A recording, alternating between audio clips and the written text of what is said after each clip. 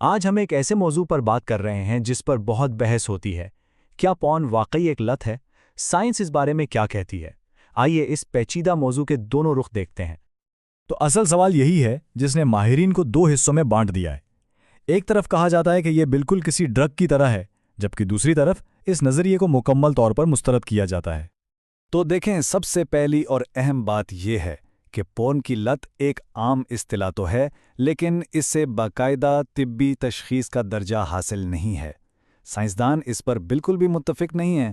تو آئیے دیکھتے ہیں کہ تحقیق کیا کہتی ہے اور دماغ کے اندر اصل میں ہو کیا رہا ہے۔ تو چلیں سب سے پہلے اس دلیل کو دیکھتے ہیں جو اسے لت مانتی ہے، یعنی یہ نظریہ کہ پون کا بے تحاشا استعمال ایک ڈیجیٹل نشے کی طرح کام کرتا ہے۔ اسے سمجھنے کے لیے ڈاکٹرز ایک خاص اصطلاح استعمال کرتے ہیں، جبری جنسی رویہ۔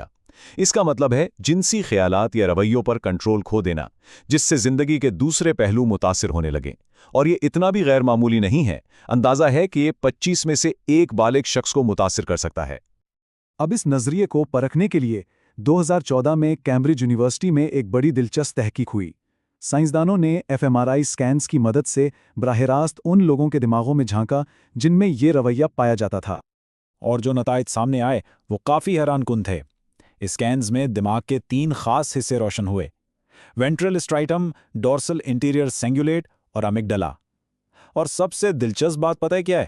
یہی تینوں حصے منشیات کے عادی افراد میں بھی اس وقت متحرک ہوتے ہیں جب انہیں نشے کی کوئی چیز دکھائی جاتی ہے۔ مطلب یہ دماغ کا ریوارڈ سرکٹ ہے۔ اس تحقیق سے ایک اور بڑی اہم بات سامنے آئی جو لت کے ایک مشہور نظریے انسینٹیو موٹیویشن کی طرف اشارہ کرتی ہے۔ تحقیق میں شامل افراد نے ویڈیوز دیکھنے کی شدید خواہش یا چاہت کا تو اظہار کیا، لیکن انہوں نے اسے زیادہ پسند کرنے یا اس سے زیادہ لطف اٹھانے کی بات نہیں کی، یعنی کہ چاہت اور پسندیدگی یہ دونوں الگ الگ ہو گئی تھیں۔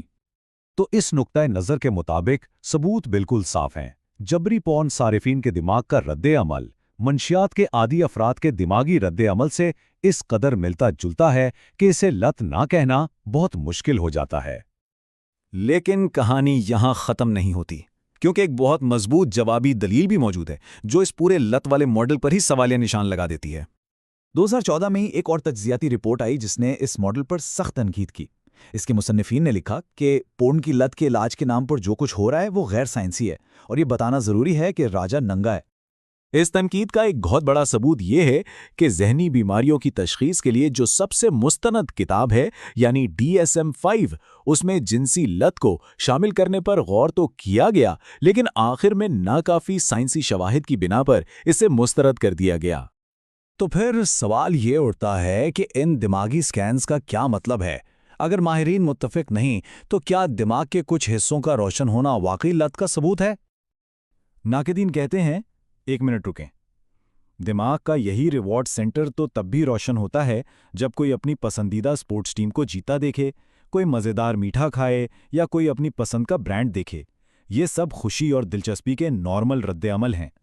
تو اس نظریے کے مطابق سیدھی سی بات یہ ہے کہ کسی پسندیدہ چیز کو دیکھ کر دماغ میں شدید رد عمل ہونا ایک نارمل بات ہے، یہ کوئی بیماری کی علامت نہیں ہے۔ یعنی صرف اس لیے کہ دماغ کا ایک حصہ متحرک ہے، اس کا یہ مطلب نہیں نکالا جا سکتا کہ یہ ایک لت ہے۔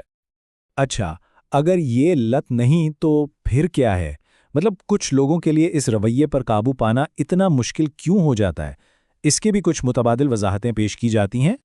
اس میں کئی الگ الگ وجوہات ہو سکتی ہیں۔ مثلاً کچھ لوگوں میں قدرتی طور پر جنسی خواہش زیادہ ہوتی ہے، کچھ کے لیے مسئلہ ان کے مذہبی یا اخلاقی عقائد اور ان کی عادت کے بیچ کا تضاد ہوتا ہے، کچھ لوگ شخصیت کے لحاظ سے نئے اور شدید تجربات کی تلاش میں رہتے ہیں، اور بعض اوقات لوگ اسے ڈپریشن یا تنہائی جیسے منفی جذبات سے نمٹنے کے ایک طریقے کے طور پر استعمال کرتے ہیں۔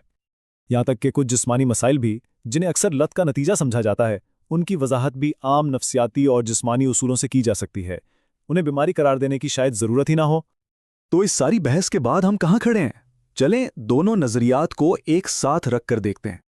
تو ایک طرف ہے لت کا ماڈل جو دماغی سکینز کو بنیاد بنا کر اسے ایک بیماری قرار دیتا ہے، دوسری طرف ہے تنقیدی ماڈل جو کہتا ہے کہ نہیں، دماغی سرگرمی بیماری کا ثبوت نہیں، اور اس رویے کی بہتر وضاحت زیادہ جنسی خواہش یا اخلاقی تضاد جیسے عوامل سے ہو سکتی ہے۔